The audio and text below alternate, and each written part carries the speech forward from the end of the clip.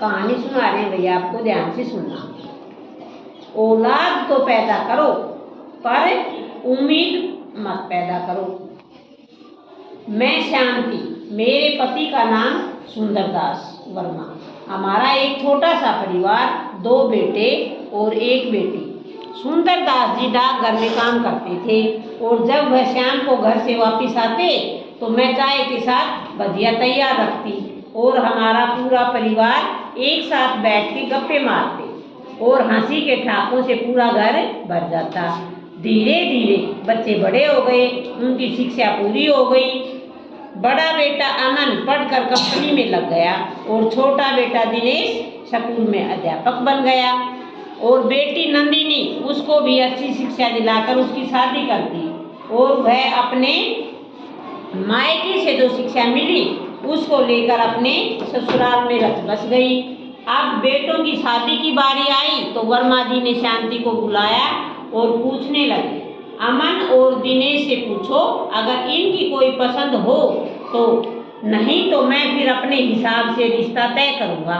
शांति जी ने बताया, नहीं, मेरे बेटे बहुत सीधे हैं, जहाँ आप कहोगे वहीं शादी करेंगे, मैंने पूछ रखा है। और वर्मा जी ने बड़े बेटे अमन की शादी पूनम से कर दी और दिनेश की शादी अंकिता से कर दी और हंसी से पूरा घर भर गया।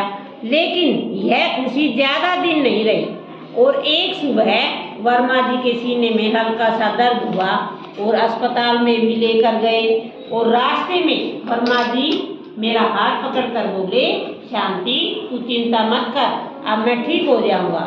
और थोड़ी ही देर में सीने में जोर से दर्द हुआ और एक ही झटके में मेरा हाथ उनके हाथ से हमेशा के लिए छूट गया और धीरे धीरे समय बीतने लगा।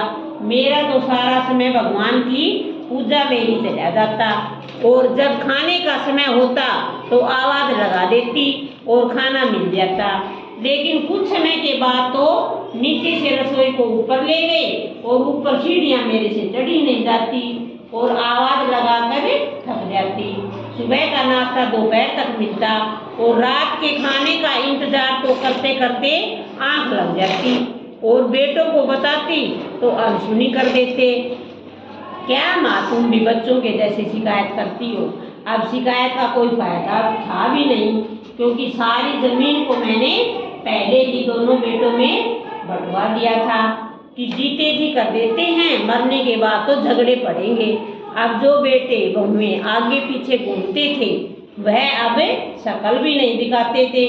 अब ये बात सच साबित हो गई कि औलाद तो पालो पर उम्मीद मत पालो, नहीं तो बुढ़ापे में बहुत दुख होता है। तो इस कहानी से हमें क्या शिक्षा मिलती है कि आप कभी भी किसी से ज़्यादा उम्मीदें मत रखो और आप हमेशा बड़े होकर कभी किसी को निराश मत करना। ठीक है, ओके।